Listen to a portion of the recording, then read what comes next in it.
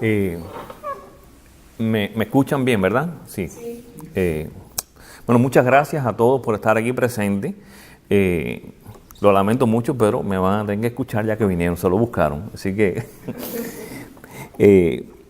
bien, gracias a la doctora, a Sergio, a Alberto y a Luis que estuvieron fenomenal con esa musicalización de los versos martianos. La verdad que ese estreno mundial es único y se lo agradezco de verdad de todo corazón y a todos ustedes por estar aquí presentes.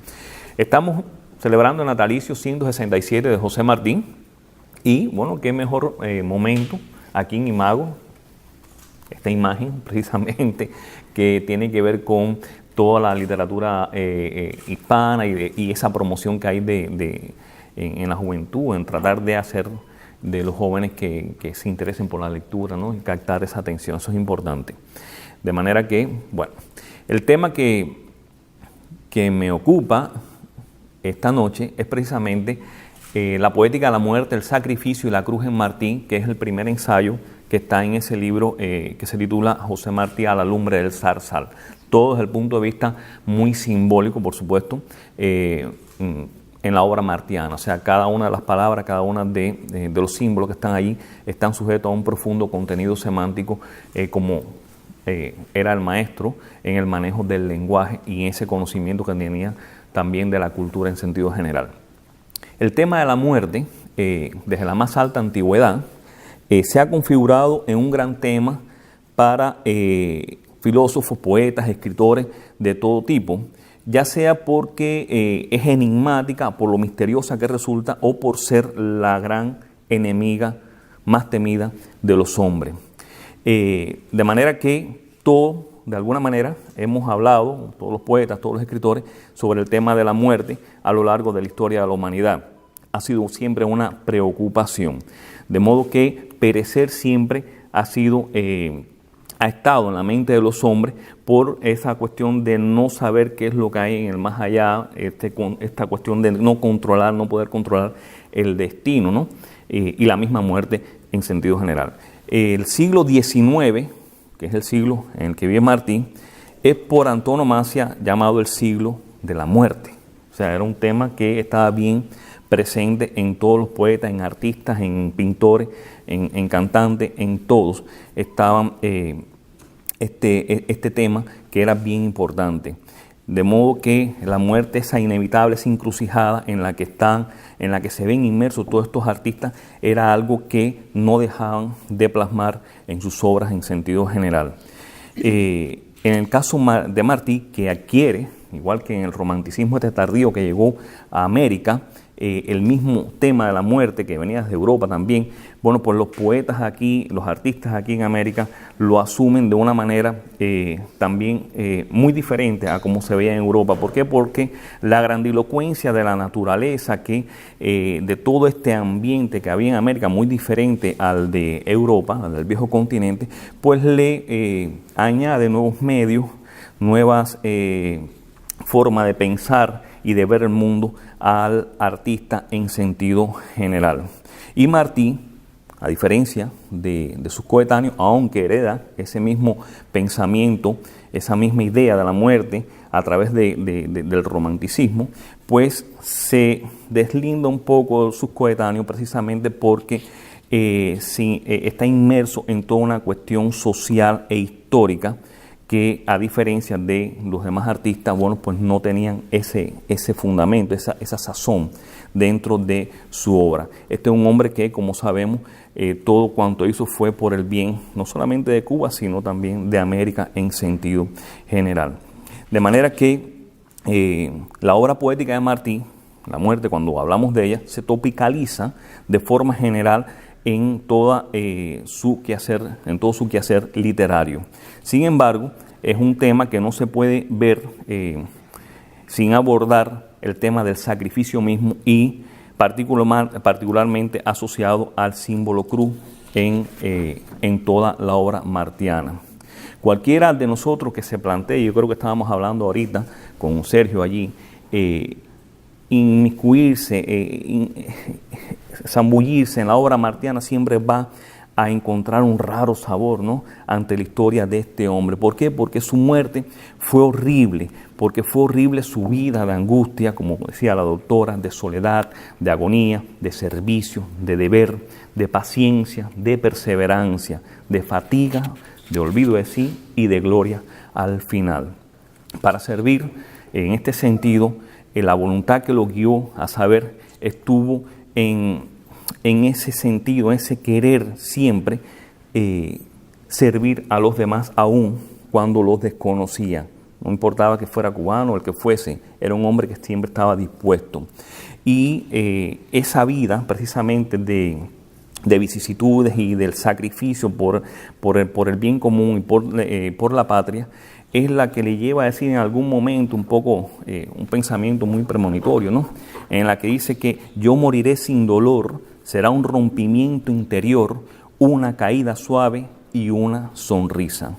El tono confesional de este apunte es notorio y definitivo en el sentido que de alguna manera tiene que ver con el hombre que ha asumido en su vida personal todo lo que es la existencia de la reformuló en torno a ese sacrificio por el bien de la patria. Y fue un camino que recorrió así de esa manera hasta llegar a Dos Ríos, como ya sabemos, el 19 de mayo. En el conjunto de su obra, La concepción de la muerte, se vislumbra muchas veces con ciertos rasgos místicos. Así dice: abre los brazos, listo estoy, madre muerte, al juez me llevas. El diálogo directo y lo cual de estos versos pertenecientes a versos libres es el del hombre que anhela esenciarse con su Dios en la magnificencia de la creación. Un poco que tiene que ver con, al igual que los santos de Ávila y San Juan de la Cruz, los místicos españoles, aunque no es que Martí fuera místico, ni mucho menos, ni tuvo absolutamente ningún tipo de experiencia, pero al decir esto, abre los brazos, listo estoy, madre muerte, tal parece que, al igual que la mística española o estos clásicos españoles, se trata del hombre que ha recorrido todo ese camino, todas esas etapas de la mística, que era pasar por una fase primero purgativa, luego iluminativa y finalmente gloriosa. De manera que así un poco que Martí, que era conocedor también de esta mística española, pues también lo lleva a su obra, aunque vuelvo a repetir, nunca tuvo una experiencia de ese tipo, ni mucho menos, ni es un místico al estilo de los clásicos españoles. Así es un hombre que en medio de todas esas vicisitudes que estuvo en su vida, desde muy temprano, como estaba diciendo la doctora, la imagen de la muerte, un poco fantasmal, se le presenta casi siempre en horas de la noche. Digamos que este era un hombre que después del día laborioso, del estar trabajando, cuando trabajaba en la compañía de Carlos Carranza como contador para ganarse el pan, era un hombre que luego estaba en las cuestiones de patria, en reuniones, pero cuando llegaba a la casa estaba solo. Recuerden que su matrimonio deshecho, la ausencia del hijo, era un hombre que había sacrificado su vida personal en pos de la libertad de Cuba y de trabajar por la patria. Y así dice en uno de sus versos este sentimiento de sentirse desolado, de sentirse muerto de alguna manera, ¿no? Dice: he vivido, me he muerto, y en mi andante fosa sigo viviendo. Una armadura de hierro montaras del siglo VIII, menos que mi rostro pesa. Quiere decir que las contingencias del exilio son las que marcan ese tono amargo de la producción, de gran parte de la producción de la obra martiana en cuanto a poesía se refiere dentro de los versos libres. Sin embargo, aun cuando es un hombre que parece ser que habla con desesperación de sí mismo, no dejó en buena medida de forjar su interés en medio de las vicisitudes. Y así dice: duele mucho en la tierra un alma buena, de día luce brava, por la noche se echa a llorar sobre sus propios brazos, luego que ve en el aire de la aurora su horrenda lividez, No por dar miedo a la gente, con sangre de sus mismas heridas, tiñe el miserable rostro y emprende a andar como una calavera cubierta por piedad de hojas de rosa.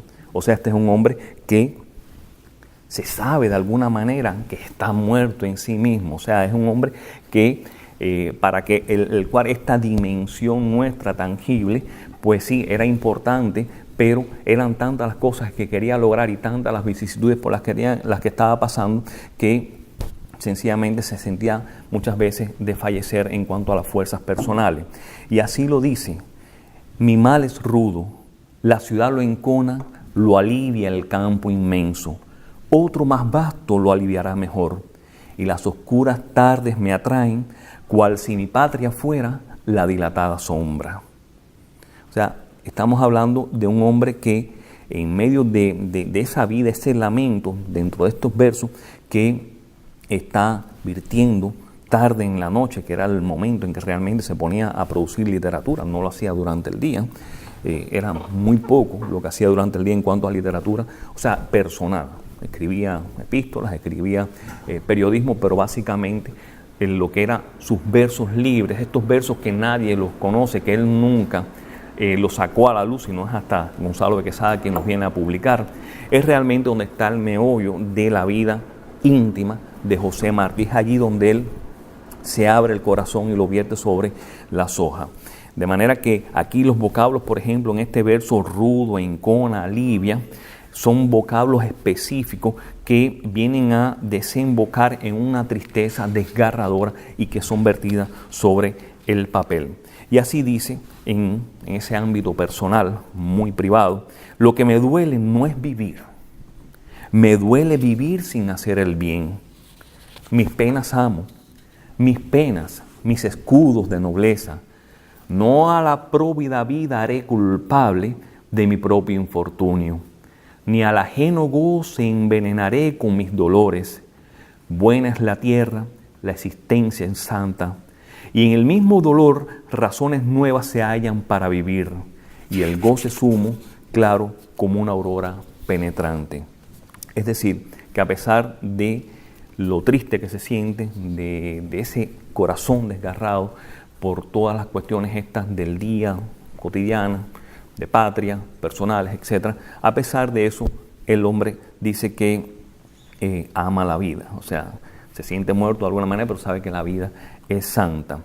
Martí está convencido del valor cardinal de su obra. Esto es un pensamiento que siempre lo estuvo bien claro desde muy joven, desde aquella experiencia de presidio, o desde mucho antes, cuando escribió, por supuesto, el poema dramático Abdala, donde habla del amor madre a la patria, etc.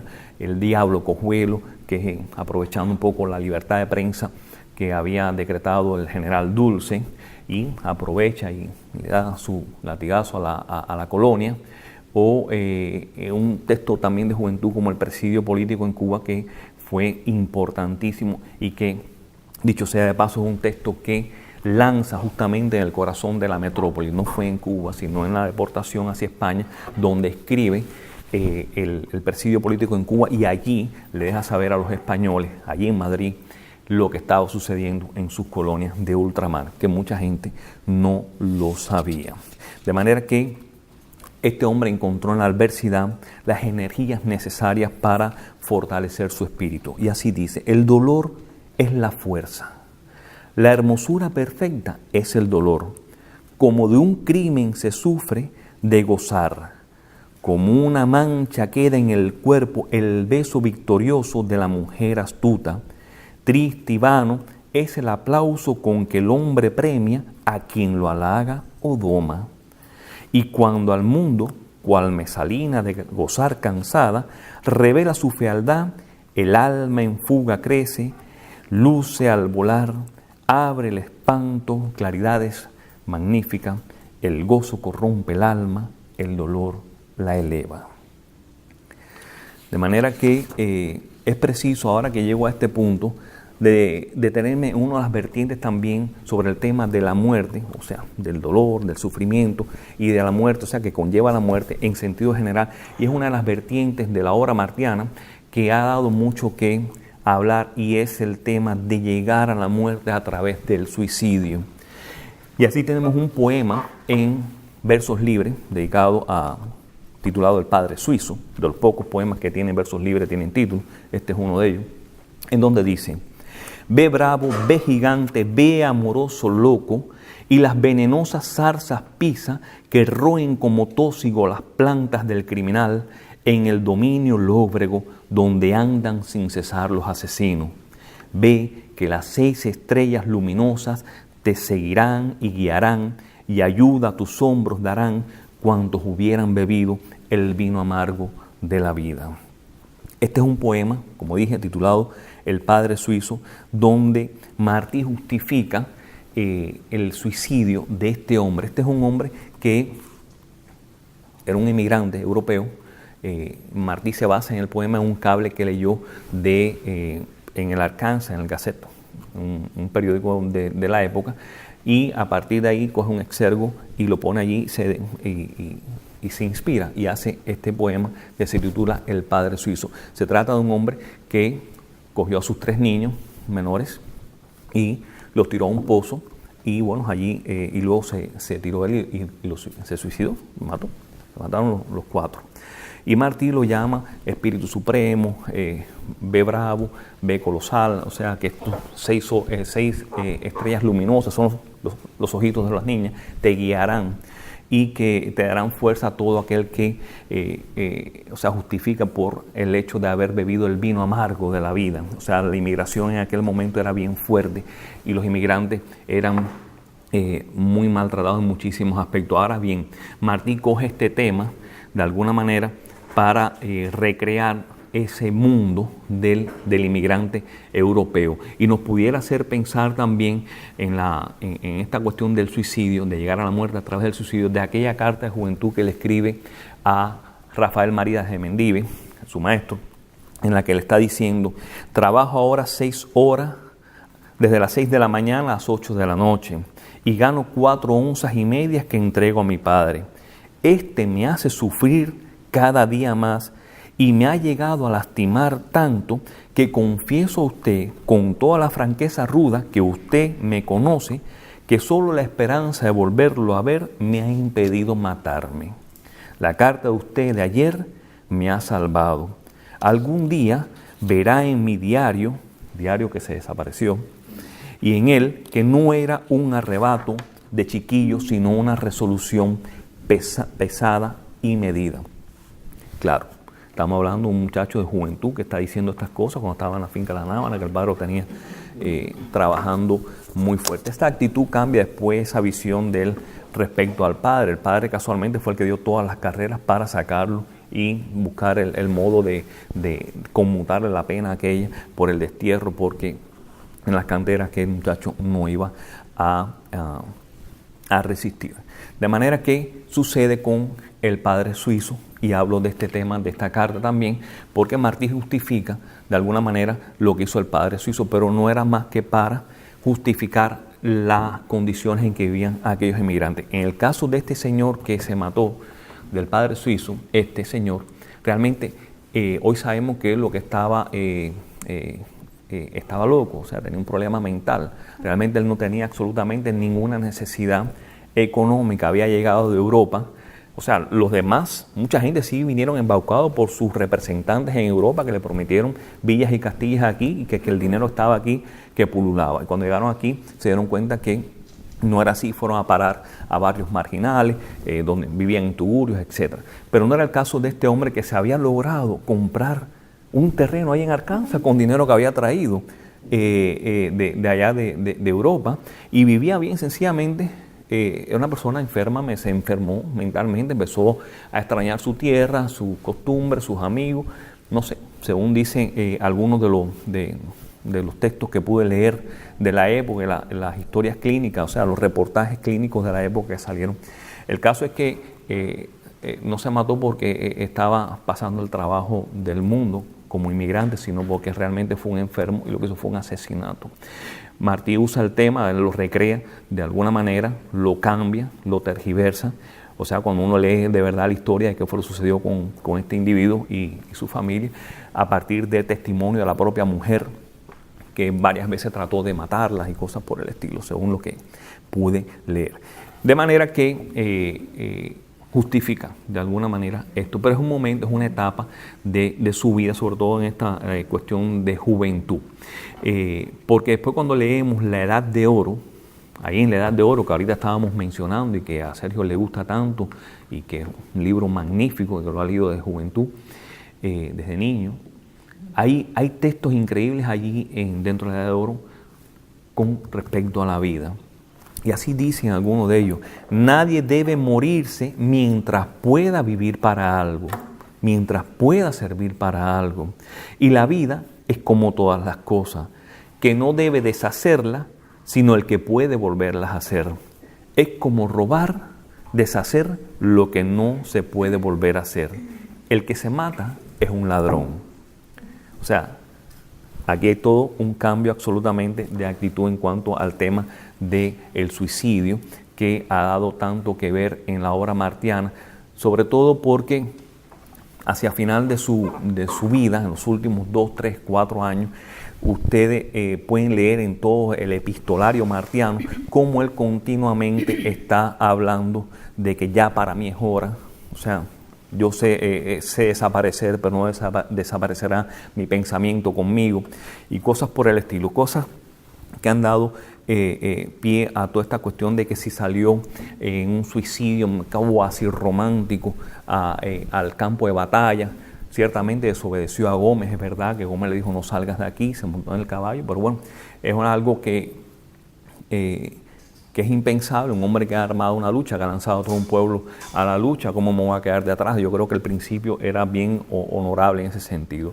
Y por otra parte, todos los reportes en torno a la muerte de Martí, que todavía da para escribirse muchísimo más, son contradictorios.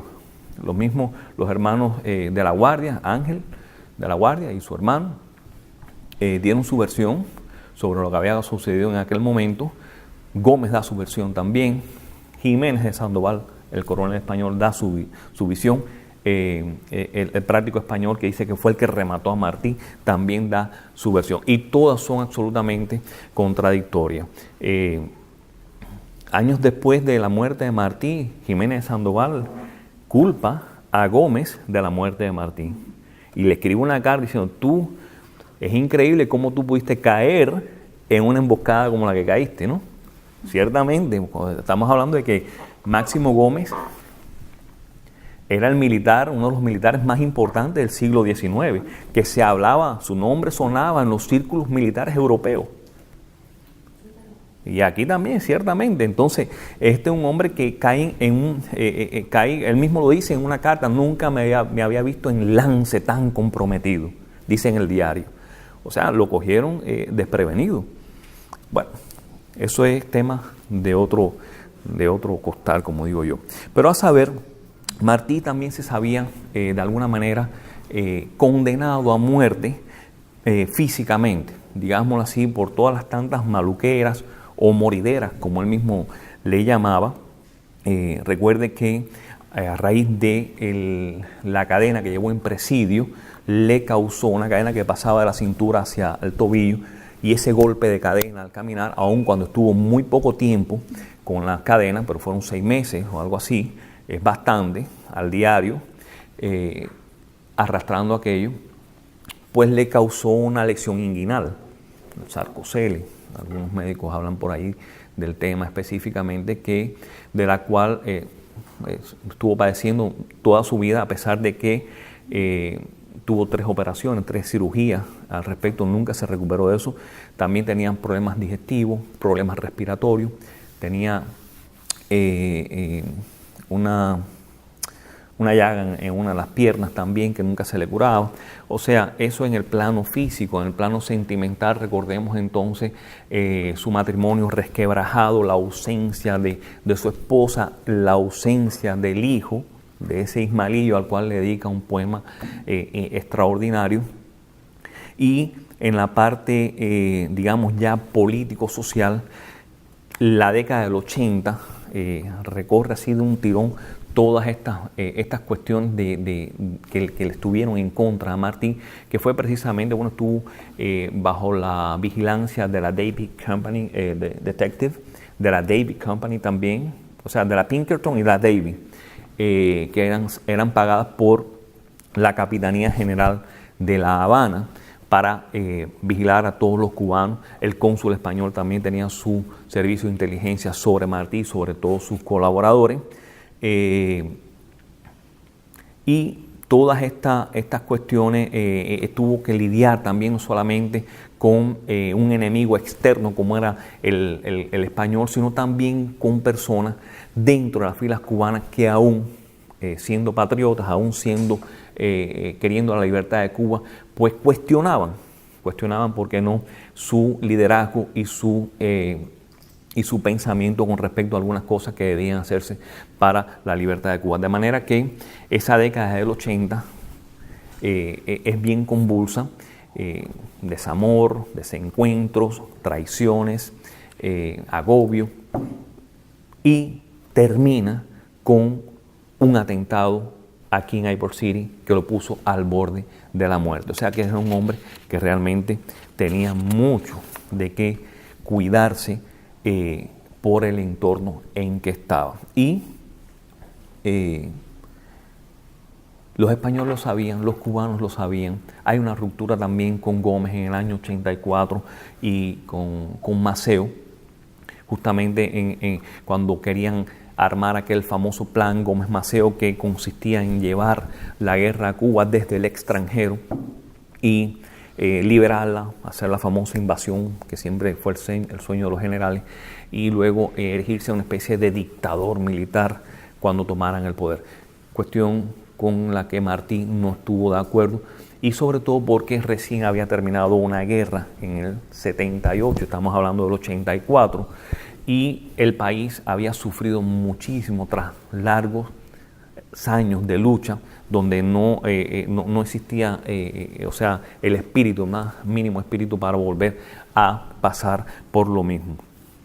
El señor padre de Luisa Pérez de Zambrana, Antonio Zambrano, toma la palabra en algún momento dentro de aquella reunión, cuando están hablando de armar el plan Gómez-Maceo o San Pedro Sula, como también se le conoce en la historia, en la que le dice, empieza a arengar a todo el que estaba allí y termina diciendo que el que no apoye el plan Gómez-Maceo no solamente no es hombre, sino que usa saya, aludiendo a la figura de Martí, que aún cuando era un desconocido, porque recién prácticamente estaba aquí, no tenía mayoría ni mucho menos, era un desconocido prácticamente, Martí vuelve a tomar la palabra y explica, es la primera vez yo creo en la historia de Cuba que se hace un análisis de conjunto de cuáles fueron las causas que dieron al traste con la rendición de las tropas cubanas en el 78, porque se habla del pacto del Zanjón, pero en realidad fue sencillamente una rendición, o sea, una derrota, y ya el pueblo tras 10 años de lucha no quería sencillamente seguir en esa guerra. Y Martí da toda su visión, toda su explicación desde el punto de vista objetivo, subjetivo, que no era el momento para aquello, y termina virándose para Zambrano y le dice: tenga usted por seguro que no solo no uso saya, sino que soy tan hombre que no quepo en los pantalones. Y se fueron a los puños. Entonces intervino Frocton B, lo separó, y Maceo, que estaban allí. O sea, era un hombre que también tenía su purga, porque, bueno, lo habían llamado, como diríamos al buen cubano, lo habían ofendido, ¿no? Muy diplomáticamente o muy directamente. Pero bueno, el caso es que es un hombre que todas estas cuestiones, lo digo para ilustrar un poco el ambiente en que se estaba moviendo, porque siempre hablamos de que los cubanos de antes eran mejores que los de ahora. Bueno, sencillamente los cubanos de antes eran igual que los de ahora, no eran ni mejor ni peor. Y Martí estuvo rodeado de mucho lodo humano, de mucha gente buena, pero también de mucha gente que incluso después de su muerte hicieron carreras a costa de su nombre. Y esto es otro tema que también sería discutible, pero yo tengo varios nombres que hicieron carrera, entre ellos el hijo, a costa del propio padre. Pero bueno, Seguimos. Este es un hombre que todas esas vicisitudes, esos escollos, esos obstáculos, lo herían tremendamente. Y así dice en uno de los poemas que más angustiosos y más demoledores que escribió hacia 1894, fíjense, ya estaba casi a punto de perder su vida, en el que dice: yo sacaré lo que en el pecho tengo de cólera y de horror, de cada vivo huyo azorado como de un leproso, ando en el buque de la vida, sufro de náuseas y mar del mar, un ansia odiosa me angustia las entrañas, ¿quién pudiera en un solo vaivén dejar la vida? Fíjense ustedes las cosas que este hombre está sintiendo. Esto no lo conoce nadie. Por eso está diciendo en el poema que le cité anteriormente, de un alma brava, de día luce brava y de noche ve su horrenda palidez. Y todo esto lo que está casualmente hablando. La muerte siempre la ve como una especie de efecto liberador para estas angustias, ¿no? Y así dice: a los espacios entregarme quiero, donde se vive en paz, y con un manto de luz en gozo embriagador henchidos, sobre las nubes blancas se pasea, y donde Dante y las estrellas viven. Entonces, es un hombre que está buscando de alguna manera esenciarse con la magnificencia de la creación. O en Amor de Ciudad Grande, otro poema también de los versos libres, donde dice: tengo sed más de un vino que en la tierra no se sabe beber. O en su conmovedor Canto de Otoño, donde solo la imagen del Hijo, esa imagen ausente del Hijo, es capaz de apartarlo de esa atracción que sentía por la muerte. Y así dice: en mi Hijo pienso, y de la dama oscura huyo sin fuerzas, devorado el pecho de un frenético amor. Mujer más bella no hay que la muerte. Por un beso suyo, bosques espesos de laureles varios, y las adelfas del amor, y el gozo de remembrarme mis niñez se diera. Pienso en aquel a quien mi amor culpable trajo a vivir, y sollozando esquivo de la amada a los brazos, mas ya gozo de la aurora perenne el bien seguro. Oh vida, quien va a morir, va muerto. Estamos hablando, cuando leemos esto en el conjunto de la obra, de esta colección, dice: wow, este hombre estaba sufriendo tremendamente, ¿no? Asimismo, este mismo tema de Lister Hijo, que lo salva de la muerte, también está en Tábano Fiero, en el Ismaelillo, también lo trata. En Hierro, su aflicción, digamos así, que es otro poema esencial de versos libres, es a través del fonosimbolismo, de esa combinación de los sonidos, que Martí también era un maestro, como fueron muchísimos de los poetas españoles de la época. Martí apela a ese fonosimbolismo para subrayar ese momento, esa ira, ese enojo contenido que sentía por todo lo que estaba viviendo y todo lo que sucedía a su alrededor. Y usándolo, por supuesto, con respecto al tema de Cuba, ¿no? Y al tema de la colonia sobre la isla. Y así escuchen ustedes la combinación de la T con la R, que da ese enojo, ese odio hacia las tiranías, esa aversión que sentía por muchísimas cosas que le tocó vivir. Y escuchen: tiranos, desterrad a los que alcanzan el honor de vuestro odio, ya son muertos. Valiera más, oh bárbaros, que al punto arrebatarlos al hogar, hundieran lo más hondo de su pecho honrado, vuestro esbirro más cruel, su hoja más dura. Están escuchando, parece una ametralladora aquello. Sencillamente es genial. O sea, el manejo que estábamos hablando ahorita de lo que es el lenguaje, ¿no? Y aquí apela al fonosimbolismo, o sea, al símbolo ¿no? De los sonidos en la combinación. Ese deslizamiento de ese dolor íntimo está allí, que deja ver y subrayar, por supuesto, el odio a las tiranías, en este caso, en el tema de Cuba. En Domingo Triste, por ejemplo, viene a decir algo así como con una especie de una nostalgia bien cargada. Vino a verme un amigo y a mí mismo me preguntó por mí. Ya no queda en mí más que un reflejo, como guarda la sal del mar la concha de la orilla, cáscara soy de mí, que en tierra ajena gira a la voluntad del viento huraño, vana, sin fruta, desgarrada, rota. O sea, es un hombre que está en el destierro, vivió muy poco en Cuba, ha pasado por todo un ciclo, digamos, fatídico que todavía no ha completado, al estilo de los héroes épicos de Miocín, salen al destierro, primero presos, luego salen al destierro, después ese deambular por ese destierro y terminan, bueno, pues en el mismo punto de partida y mueren. O sea, es un poco que también le sucedió a este gran hombre, a este mártir. Asimismo, en Odio al Mar,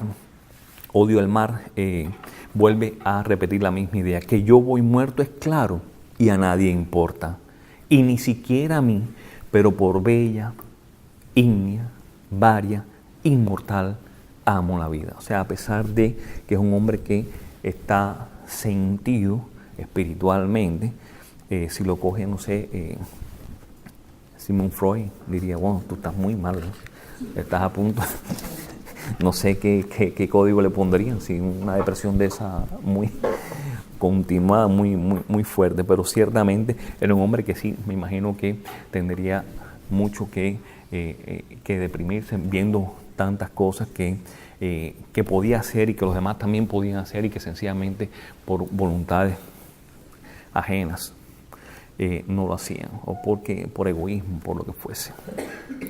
De manera que, a pesar de esto, es un hombre que no se permite sucumbir ante la idea del desaliento, y por eso dice, bueno, que por bella, ígnea, varia, inmortal, amo la vida. Pero la realidad del exilio, todo lo que hemos pasado por el exilio, lo que hemos emigrado, lo que hemos estado en el destierro tantos años, por mucho que tú le expliques, a mí me ha pasado en mi experiencia personal, a otras personas en Cuba, no entienden lo que es sencillamente vivir fuera de tu contexto, de tus amigos, de los adoquines de mi cuadra que los amaba, de todo absolutamente, tener que dejar todas estas cosas atrás para emprender una nueva vida en un nuevo espacio, con nuevos miedos, con otro idioma. O sea, eso no lo logra entender porque muchas veces lo que están mirando, ya resolviste la situación económica, o sea, el desastre económico de allá, o tú tienes eso resuelto, pero es que eso no lo es todo. Lo que dejamos atrás es desgarrador, al menos en mi experiencia ha sido así. Es decir, que esa misma sensación, me imagino que Martín, mucho más comprometido con el tema de Cuba y del querer liberarla y de vivir con 2 destierros ya, y todo ese peregrinar por América, por Centroamérica, y después luego aquí en Estados Unidos, pues llega a decir en una de las colecciones, Polvo de alas de mariposa, también una colección desconocida pero maravillosa, preciosa, en donde trata de hacer los haikus, un poco al estilo japonés, que sea, pero llevado al español, y le quedan muy bien muchísimas cosas, ¿no? Y en ese poemario dice, todo se va muriendo a mi alrededor, ¿es que se muere todo o es que me muero yo? Dice cosas más bellas, más sublimes, ¿no? En la aparente fragilidad de estos versos, ¿no? Son los versos del exilio, precisamente.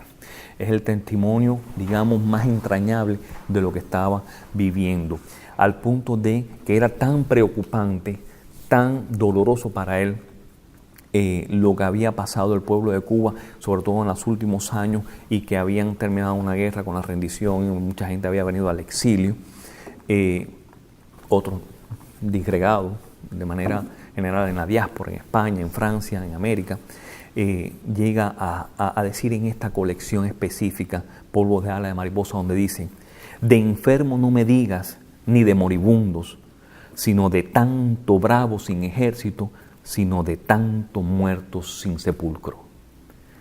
Estamos hablando de los familiares que vinieron al exilio y dejaron sus muertos atrás en la guerra. precisamente, y que no podían hacer absolutamente nada por haberle dado una sepultura cristiana o como realmente debería ser. Y la historia esta de dejar atrás absolutamente todo, incluso a tus muertos. En Dos Patrias, por ejemplo, otro de los grandes poemas de versos libres, también Cuba se presenta como con ese término, digamos, funeral, ¿no? Como una viuda triste. Y dice así: dos patrias tengo yo, Cuba y la noche, o son una las dos. No bien retira su majestad el sol, con largos velos y un clavel en la mano, silenciosa Cuba, cual viuda triste, me aparece. Pero fíjense, la opresión de la patria se actualiza aquí en este caso en el término viuda. Y cuando decimos viuda pensamos precisamente en la persona que, o sea, la esposa que ha perdido al esposo, es el viudo. Pero en este caso es la viuda asociada al hijo. Y esto es una cuestión que uno dice, bueno, ¿cómo es posible? Cuba, viuda me aparece. Bueno, esta cuestión de asociar la viuda al hijo tiene que ver con los textos bíblicos, los veterotestamentarios, el Antiguo Testamento, donde, y podemos rastrearlo hasta Salomón, el arquitecto hasta Irán, el arquitecto de Salomón, que hizo el gran templo, que es el fundador de la francmasonería, según se dice, y todo y cada uno de ellos se autotitulaban, bueno, pues los hijos de la viuda en aquel entonces. Y esto puede encontrar amplios resonadores en esa asociación de Martí con respecto a Cuba como viuda, esa viuda hablándole al hijo, llamándole para que venga a liberar la patria, y por supuesto en los vínculos de Martí con la francmasonería, que han salido muchísimos textos últimamente, no muchísimos, pero algunos que son increíbles en cuanto a investigación sobre el tema de la masonería en Martí. Así que esta asociación simbólica que luego se va diluyendo en el poema, y es precisamente esa Cuba que pasa enlutada con toda esa indumentaria funeral, pidiéndole a sus hijos que vengan a luchar por ella, que la revivan.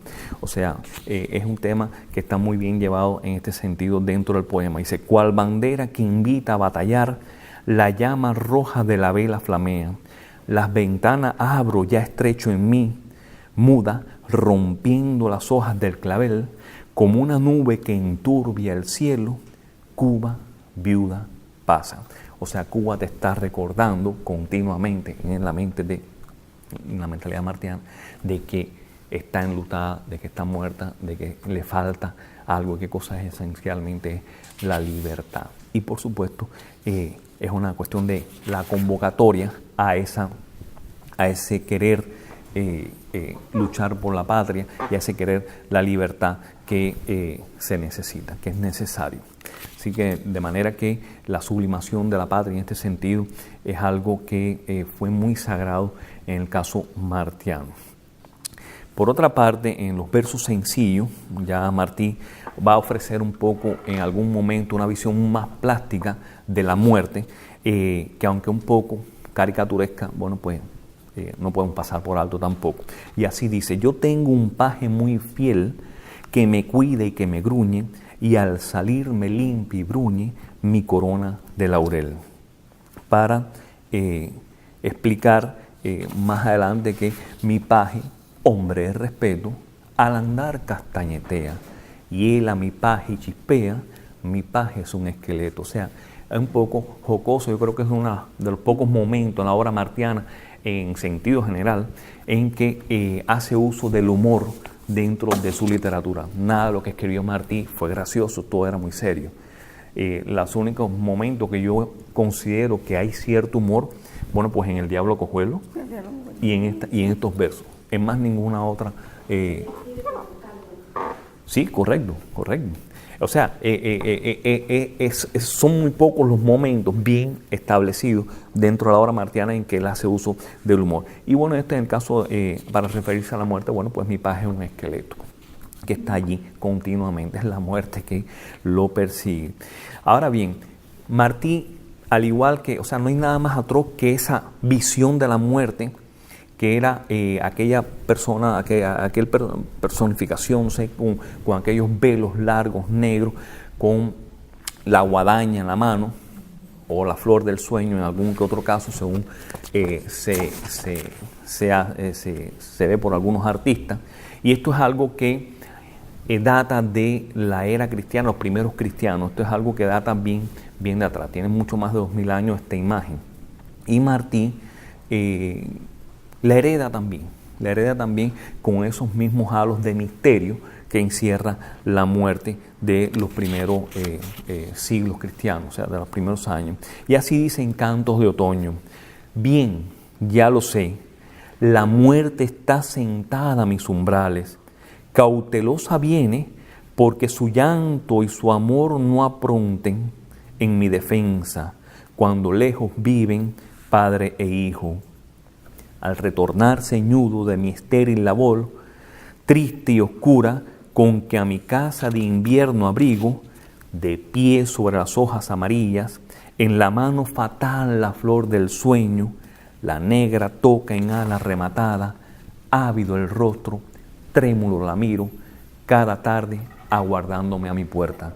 O sea, este hombre está viendo la muerte continuamente, y esta es una de las imágenes más tremendas que tienen los versos libres sobre la personificación de la muerte, que lo aguarda sobre las hojas amarillas cada tarde, cada vez que llega a su casa. De manera que es un hombre que se sabe, como estábamos diciendo hasta al principio, condenado, o que quiere dejar la vida o está condenado a muerte.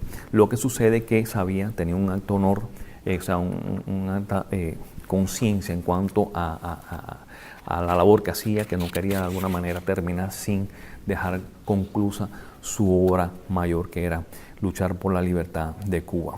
Ahora bien, esa misma imagen la vuelve a repetir en Flor de Hielo, un poema que le dedica a Manolo Carranza, la muerte de Manolo Carranza, que había sido novio de su hermana Ana, y dice: mírala, es negra, es torva, su tremenda hambre la azuza, son sus dientes óseos, antro su fauce, secadores viento su hálito, su paso ola que traga huertos y selvas, sus manjares hombre, viene, esconde, oh caros amigos, hijos del corazón, padres muy caros, do asoma, quema, es sorda, es ciega, el hambre ciega el alma y los ojos, es terrible el hambre de la muerte. Pero algo mucho más sublime encontramos entonces en el discurso que le dedica a Alfredo Torroella a su muerte, que también lo invitan allí a hablar. Y allí dice: muerte, muerte generosa, muerte amiga, seno colosal donde todos los sublimes misterios se elaboran, miedo de los débiles, placeres de los valerosos, satisfacción de mis deseos, paso oscuro a los restantes lances de la vida, madre inmensa, a cuyas plantas nos tendemos a cobrar fuerzas nuevas para la vía desconocida, donde el cielo es más ancho, vasto el límite, polvo los pies innobles, verdad al fin las alas, simpático misterio, quebrantador de hierros, poderosos, nuncios de libertad. O sea, hay todo un regodeo en torno a cómo él ve esa personificación de la muerte. Y en otro orden, yo diría que es un poco más específico, ya no tan simbólico, pero atendiendo a ese acento estoico que también fue fundamento de su vida, dice en uno de sus versos: no me pongan en lo oscuro a morir como un traidor, yo soy bueno y como bueno moriré de cara al sol. Sabemos que este hombre fue un hombre que estuvo condenado de alguna manera y se sabía condenado de alguna manera. Y este verso particularmente de no me pongan en lo oscuro a morir como un traidor, yo soy bueno y como bueno moriré del cara al sol, tiene que ver con aquella premonición, aquella idea de juventud que en algún punto dijo: yo sé cómo voy a morir, o sea, está hablando de cómo va a morir, será un rompimiento interior, una caída suave y una sonrisa. Este es un hombre que se sabe, como hemos dicho, condenado por muchísimas formas. Y entonces, bueno, pues estaba medio que, digamos, no medio, sino bien preparado para asumir la muerte de alguna manera. Como no lo hacemos nosotros, ¿no? Porque la verdad es que el más común de los mortales, pues, si no es un espíritu preparado, pues teme siempre a la muerte. Solamente este tipo de personas que un poco a veces uno dice, es un loco, ¿cómo va a pensar de esta manera? La verdad, bueno, por eso llegó a donde llegó, la verdad. En cuanto al sacrificio, vinculado ya al tema específicamente de la muerte, bueno, pues tendríamos que partir de ese alegato que había hecho en presidio político en Cuba, que es su bautizo de fuego, de muy joven. Es el momento en que Martí dice, bueno, pues a partir de aquí, o sea, llegó a ese convencimiento, aún teniendo 16 años, es que mi vida va a ser en pos de luchar porque esto no suceda. Y estamos hablando de que es un momento, cuando hablamos así en sentido general del presidio político en Cuba, de ese texto, allí convivió con personas cuasi fantasmales, a las cuales las arranca del anonimato y les da nombre.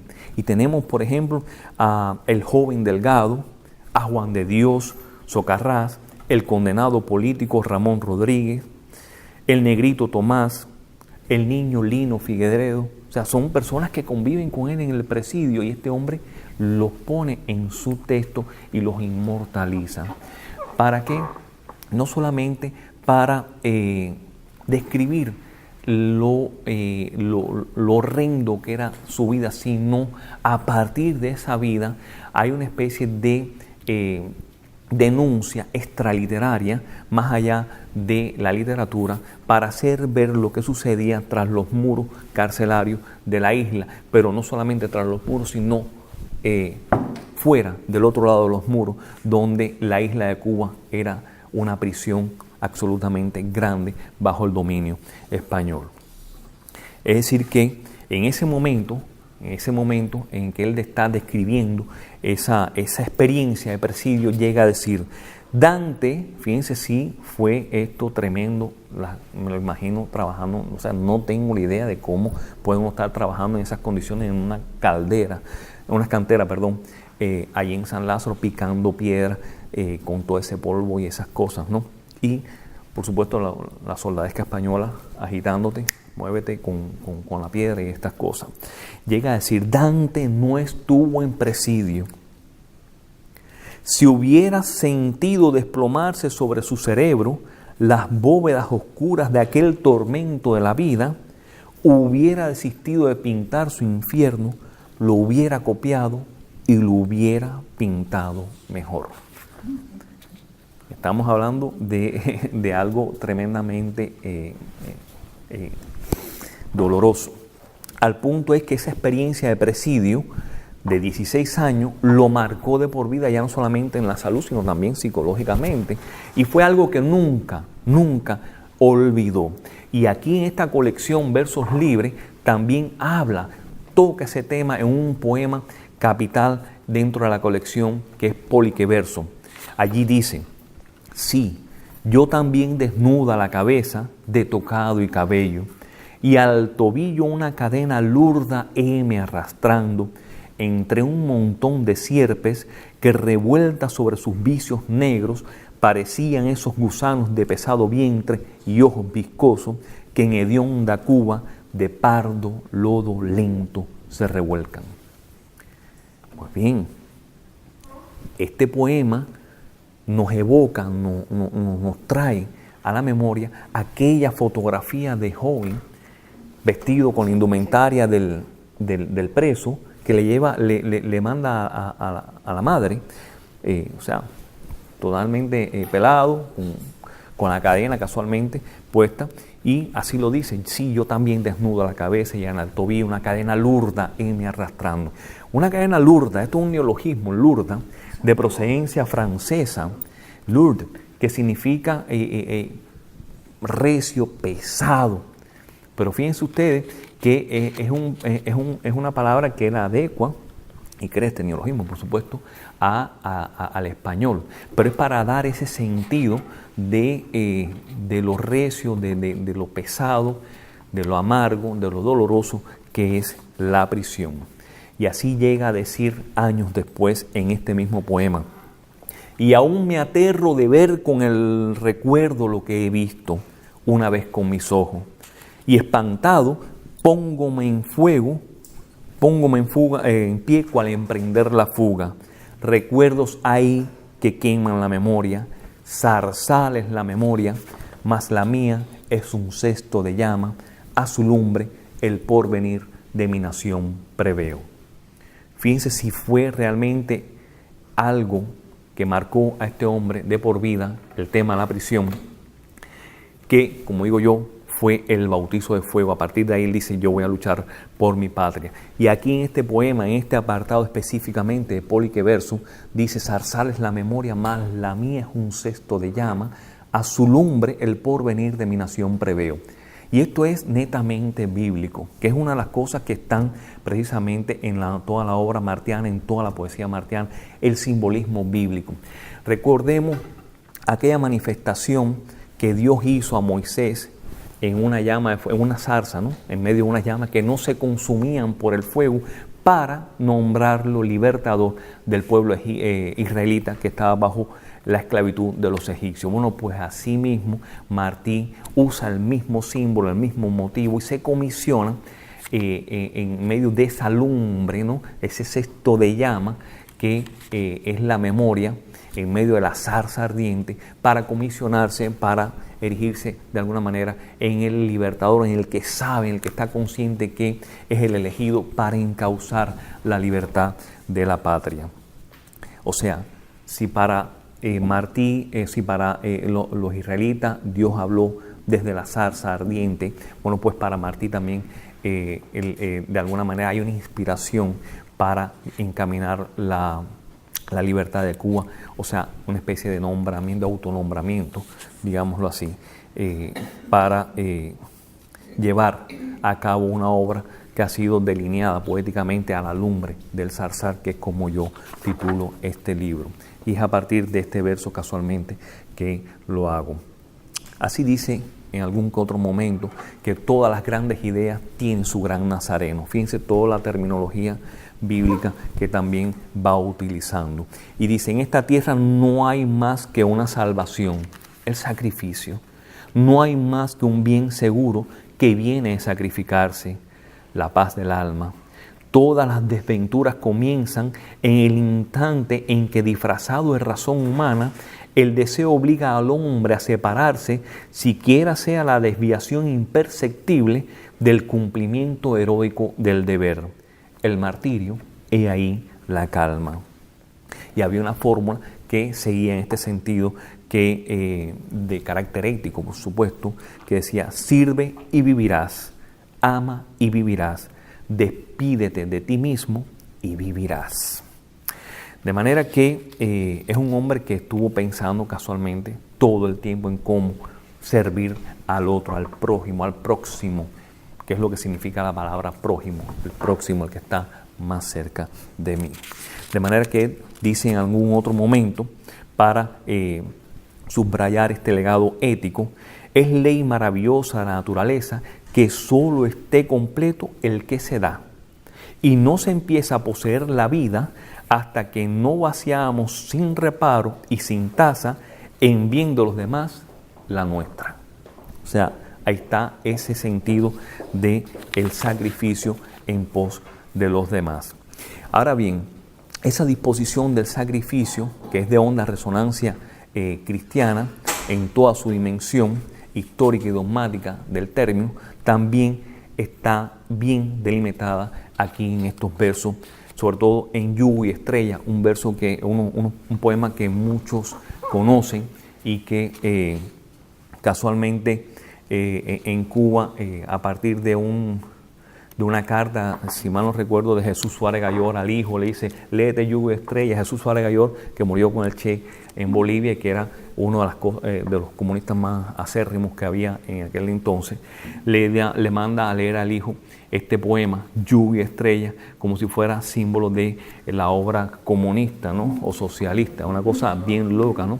De esta gente. Y por supuesto en las escuelas se trataba de esta manera, o sea, se trataba así como que era lo máximo en cuanto a Martí para poderlo vincular de alguna manera con las ideas socialistoides. Pero es todo lo contrario. Esta gente escucharon la noticia y la entendieron al revés, como digo yo. Entonces, dice así, cuando al mundo, y escuchen todos los simbolismos litúrgicos que hay en estos versos, cuando al mundo de su copa el licor vació ya el vivo, cuando para manjar de la sangrienta fiesta humana sacó contento y grave su propio corazón, cuando a los vientos de norte y sur virtió su voz sagrada, la estrella como un manto en luz lo envuelve, se enciende como fiesta el aire claro, y el vivo que a vivir no tuvo miedo, se oye que un paso más sube en la sombra. Estamos hablando, cuando usted ve, y ahorita estábamos hablando, Sergio y la doctora y yo, sobre el tema, el manejo del lenguaje, y hablaba de la trascendencia gramatical. O sea, este hombre trasciende la gramática y muchas veces hay que enderezarle la frase para poder entender qué fue lo que dijo. Pues mucho más allá de esto, lo que logra desde el punto de vista gramatical con estos versos, lo primero que hace es, en cuanto a la idea del sacrificio, no es mostrar quién se sacrifica, que en este caso sería él, ¿verdad? Sino lo primero que hace en los versos es exponer quién se beneficia de mi sacrificio. Y ahí, a través de complementos de distintos tipos, dice, cuando al mundo de su copa el licor vació ya el vivo, y se pone el al final, cuando para manjar de la sangrienta fiesta humana sacó contento y grave su propio corazón, este hombre, el vivo, o sea, lo que hace es notar primeramente quién va a recibir ese beneficio con el sacrificio. Y la idea del sacrificio, por supuesto, no es el sacrificio pagano, de que pervierte la esencia misma del sacrificio cristiano y este tipo de cosas, con obediencia a oráculos, o ya sea por egoísmo o por manipulación, sino es un sacrificio que tiene que ver con el mejoramiento humano, con la trascendencia espiritual más que nada. Y en este sentido llegamos entonces al más universal de los símbolos, que es la cruz. Y este símbolo también recorre de alguna manera toda la producción literaria de Martí desde muy joven, y va a condensar precisamente toda esta idea sobre la muerte y el sacrificio desde el punto de vista, por supuesto, cristiano. O sea, la lectura que tiene es absolutamente cristiana, no es maometana, no es nihilista, no es de ningún otro tipo de religión ni nada por el estilo. Se basa el concepto en el legado cristiano, particularmente, o sea, en la Biblia y particularmente en los textos neotestamentarios. En las pugnas que Martí sostenía por la redención humana, se echan de alguna manera sobre sus hombros todas las vicisitudes del pueblo cubano, todas, digamos, las culpas del pueblo cubano, lo cual dota de un valor subjetivo al símbolo bíblico y tradicional de cruz en amplio sentido. Antes de adentrarnos en el tema de la cruz, sería muy bueno exponer algunos que otro matiz, ¿no?, en cuanto al símbolo como tal. Esto es un instrumento que aun cuando fuentes sirias, persas, griegas han aportado muchísimo. Bueno, pues en cuanto al tema de la cruz, en la crucifixión, fue algo que de modo general se dio a conocer muchísimo más en el mundo mediterráneo a partir de Alejandro Magno y sus generales, que practicaron crucifixiones en masa. Y los romanos la heredan de los cartagineses, que también ellos pues practicaron crucifixiones en masas del pueblo judío, kilómetros y kilómetros de personas en aquel instrumento, que era un instrumento que doloroso, o sea, de un tormento tremendo, que no se le aplicaba a ciudadanos romanos, sino era para esclavos, para judíos, para prisioneros de guerra. Es decir, que a los ciudadanos romanos, por ser ciudadanos, pues se le consideraba que esto era un suplicio muy humillante y además muy doloroso, muy largo, porque te clavaban en la cruz y podías estar 2-3 días allí padeciendo, ¿no? Era una cosa, una agonía bien, bien desagradable. De manera que a los romanos, en el caso del apóstol Pablo, que era judío, pero al ser ciudadano romano no lo crucifican, le cortan la cabeza. Así que fíjense la importancia de ser ciudadano. El que no sea, por favor, que aplique por la ciudadanía. Y entonces, bueno, un poco el chiste en este sentido. Sí. De manera que fuera de las confesiones religiosas, no hubo nadie en todo el mundo hispano, fuera de las confesiones religiosas como yo, que se haya identificado a través del símbolo cruz con el espíritu sufriente del Cristo. Y en la obra, no solamente en la poesía, sino en las epístolas, en los discursos, está ese mismo tema. ¿Por qué? Porque, bueno, una de las características de la cruz es precisamente la soledad. Y ya hemos visto que aun cuando este hombre está rodeado de amigos, nada más hay que mirar la iconografía martiana para darnos cuenta que a pesar de que está rodeado de gente, ahí en esa fotografía se ve solo, se ve de alguna manera ensimismado en sus pensamientos, meditabundo, incluso con una cara triste. O sea, no hay una foto en la que Martí esté compartiendo o disfrutando de ese entorno en ese momento. ¿Por qué? Precisamente porque se sentía solo en todos los sentidos. De manera que la soledad, que es el signo de la cruz, también lo fue en Martí, y era que fue empezado de alguna manera a clavar con aquellos grilletes del presidio y terminaba en el cruce de aguas de dos ríos allí en el oriente cubano. Y es también casual, o sea, me viene a la mente que muere precisamente en un cruce de agua, también de alguna manera simbólica hay una cruz allí también, ¿ok? Es decir que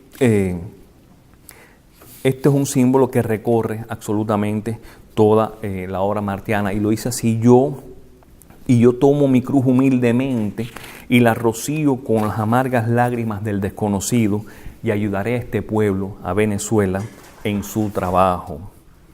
O sea, que es un hombre que está continuamente trabajando por el mejoramiento humano a partir del sacrificio de sí, y a través de este símbolo que lo manifiesta o lo pone en su literatura. Y así dice, al referirse a su labor patriótica, vinculado a este símbolo cruz: cuando al peso de la cruz el hombre morir resuelve, sale a hacer el bien, lo hace y vuelve como de un baño de luz.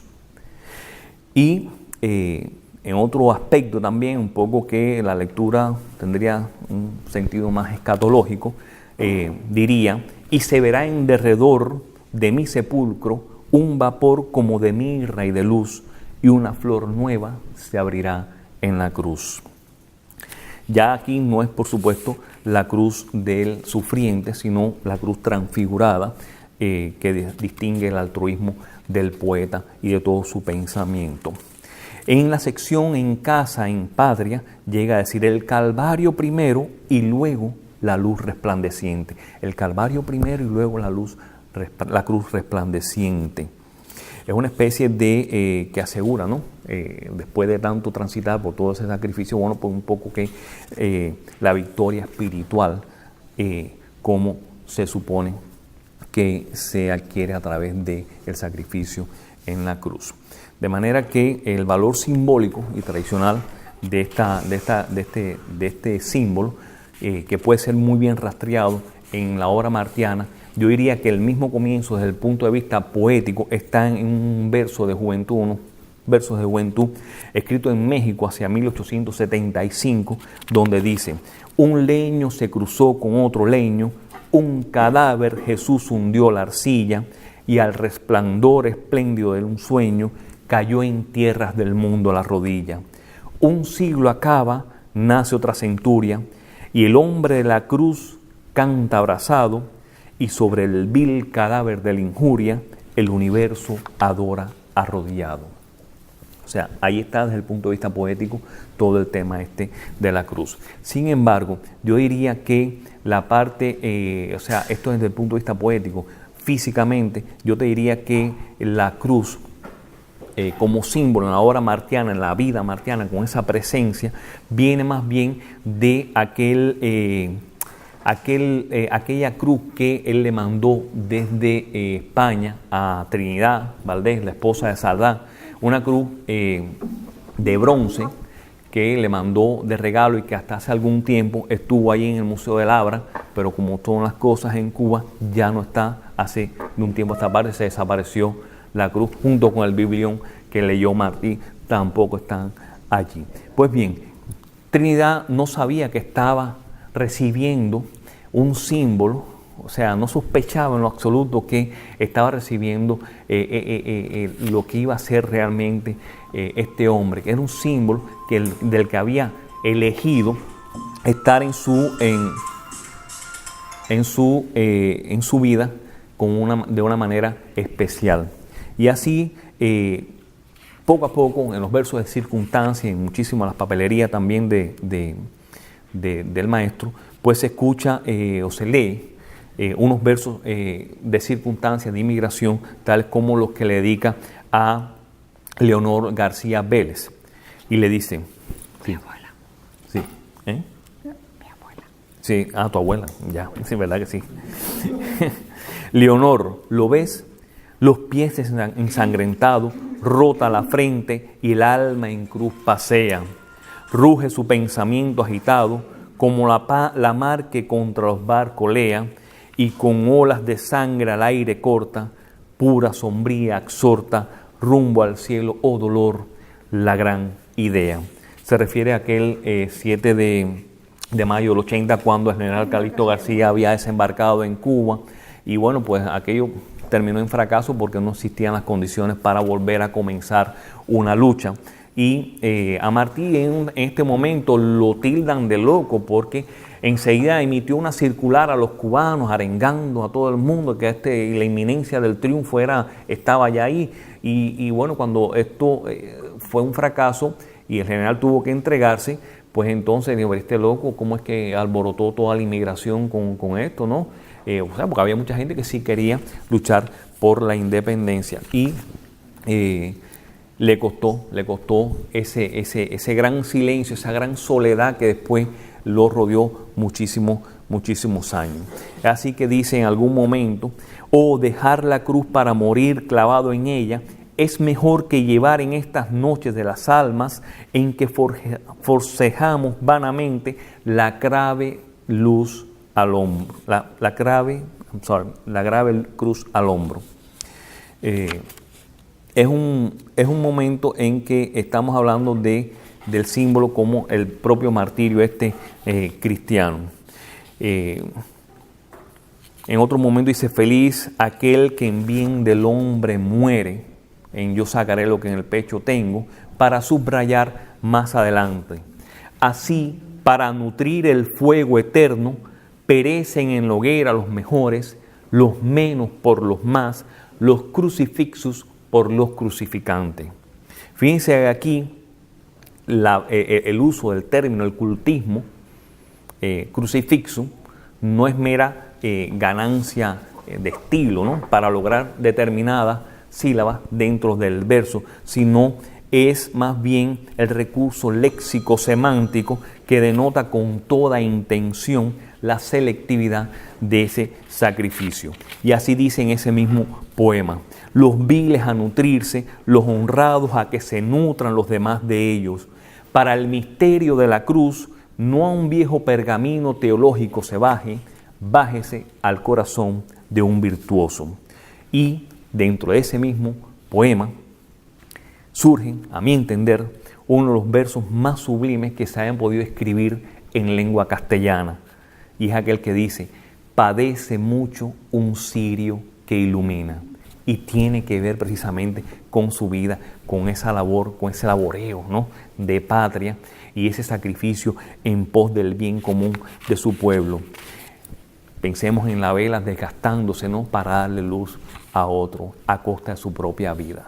Te doy la luz, dice, a costa de que voy a morir. De manera que dice, ¿no?, en otro momento: aquí estoy, solo estoy, despedazado. Ruge el cielo, las nubes se aglomeran y aprietanse y ennegrecen y desgajan. Sacra, angustia, horror, mis ojos comen. ¿A qué naturaleza embravecida? ¿A qué la estéril en torno de quien de ansias de amor rebasa y muere? ¿Dónde Cristo sin cruz los ojos pone?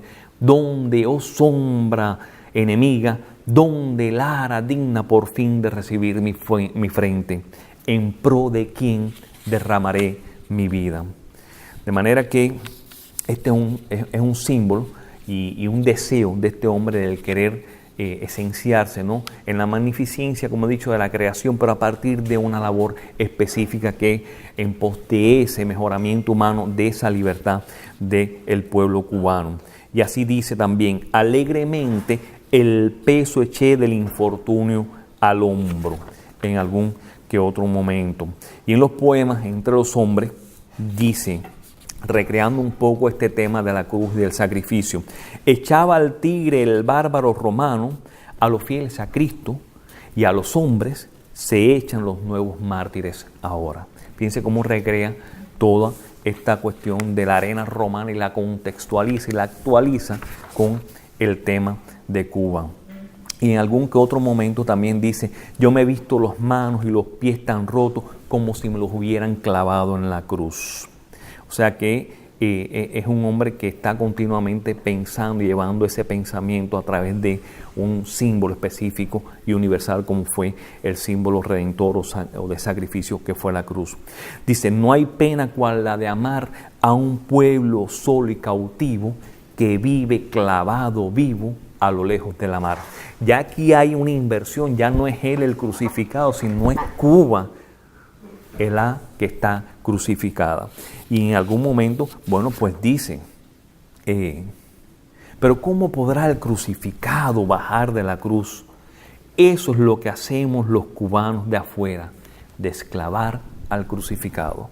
O sea, es un hombre que ya está pensando en cómo armar toda esa guerra de redención, de libertad para el Cuba. O sea, desclavar al crucificado, entiéndase Cuba en este sentido. Y en otro momento dice también: lo que unos no pueden hacer en la hora de su cruz, los que no están en la cruz lo hacen. Referido también al pueblo de Cuba. Y nosotros, los del exilio, abramos los brazos a fin de llevar eso adelantado para que nos los claven en la cruz. O sea que a pesar de que sabemos que podemos morir, pues bueno, pues ya vamos dispuestos y vamos preparados para eso.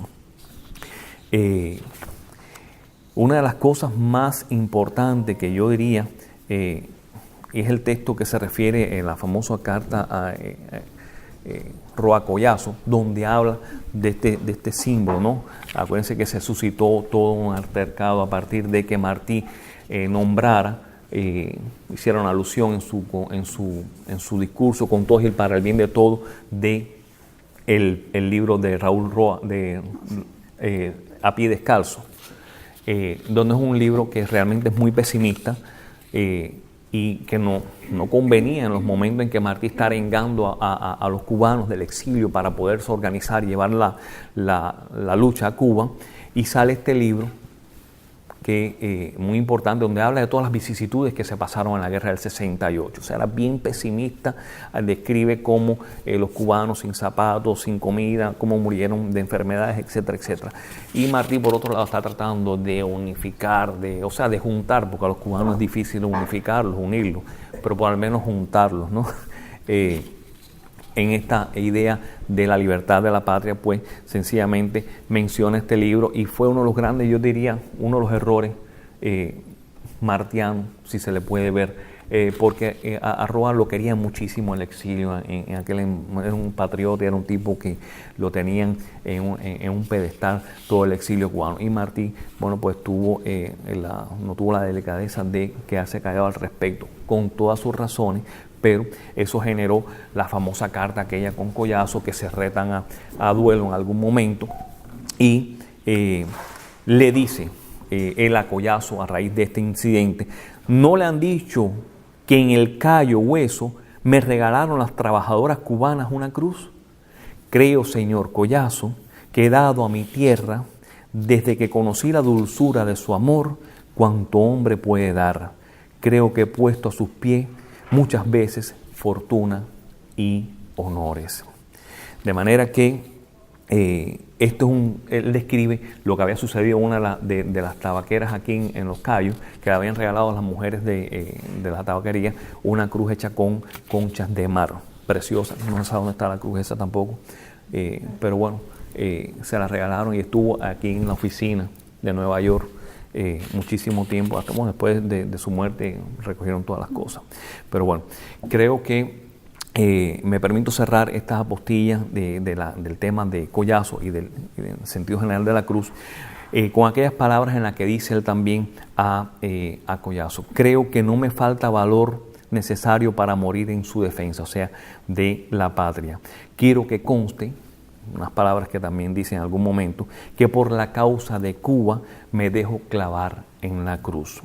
Palabras que fueron pronunciadas aquel 19 de mayo, horas antes prácticamente de que muriera, y que van a ser el sumum precisamente de esta obra que ha sido delineada justamente a partir del sacrificio y de este símbolo. Para él, ser clavado en la cruz no era precisamente la guerra que había organizado durante muchos años, ni los riesgos que implicaba para él y para otros, mucho menos entrar en combate, a lo que sabemos que estuvo dispuesto, y bueno, de hecho lo hizo y murió.